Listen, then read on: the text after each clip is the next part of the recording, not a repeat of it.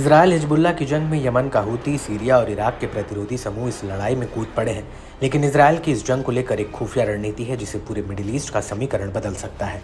दरअसल middle east में Iran ने इजरायल के लिए एक जाल बिछाया है जिसमें तेल अवीव बुरी तरह फंस चुका है और इसकी शुरुआत 7 अक्टूबर 2023 को हमास के हमले से हुई थी और उस वक्त इजरायल ने कहा था कि उस सांप का फन कुचल देंगे जिसने ये हमला कराया है।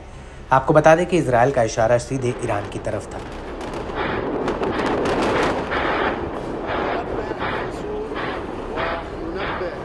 और इजरायल चाहता है कि इस युद्ध में ईरान कूदे जिससे नेतन्याहू को सीधे ईरान के परमाणु संयंत्रों को उड़ाने का मौका मिले। लेकिन अब ऐसा लग रहा है कि इजरायल की ये चाल कामयाब हो रही है, क्योंकि लेबनान में ईरानी दूतावास ने कहा कि आईडीएफ ने बेरूत में जो हमला किया है वो गेम चेंजिंग उकसावा है जिसका नतीजा इजरायल को भुगतना पड़ेगा।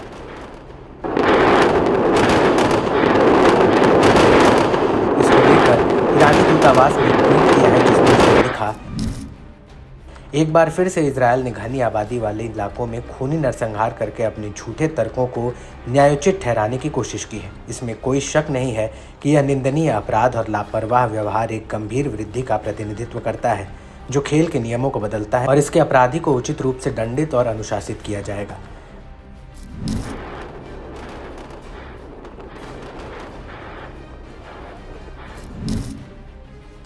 वहीं हिजबुल्लाह ने इन हमलों को लेकर कहा कि बेरूत के दक्षिणी उपनगरों में नागरिक भवनों में हथियारों या हथियारों के भंडार की मौजूदगी के बारे में इजरायली कब्जे के झूठे दावों का खंडन करता है।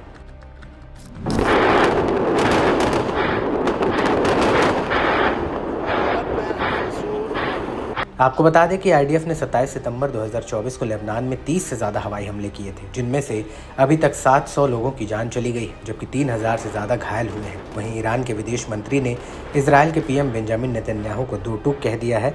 ईरान के विदेश मंत्री अब्बास अराक्ची ने कहा, हम इजरायल के प्रधानमंत्री बेंजामिन नेतन्याहू की घृणित धमकियों की तीखी निंदा करते हैं, जिन्होंने संयुक्त राष्ट्र के संबोधन में चेतावनी दी थी कि उनका देश ईरान पर हमला करने में सक्षम है।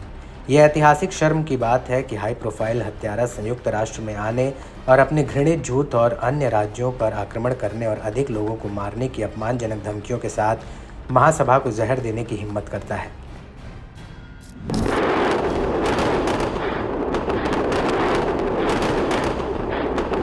आपको बता दें कि ईरान के इस बयान से पहले इजरायली पीएम बेंजामिन नेतन्याहू संयुक्त राष्ट्र को संबोधित करने गए थे, जहां पर उन्होंने खुले तौर पर ईरान पर हमले की धमकी दी थी। लेकिन बड़ी बात यह है कि ईरान अभी तक सीधे तौर पर इस युद्ध में शामिल नहीं हुआ है। वो पर्दे के पीछे से हिजबुल्लाह, हूती, इराक और सीरिया के प्रतिरोधियों को हथियार और गोला बारूद सप्लाई कर रहा है और उन्हीं हथियारों के बल पर ये चौकड़ी इजरायल पर हावी हो रही है।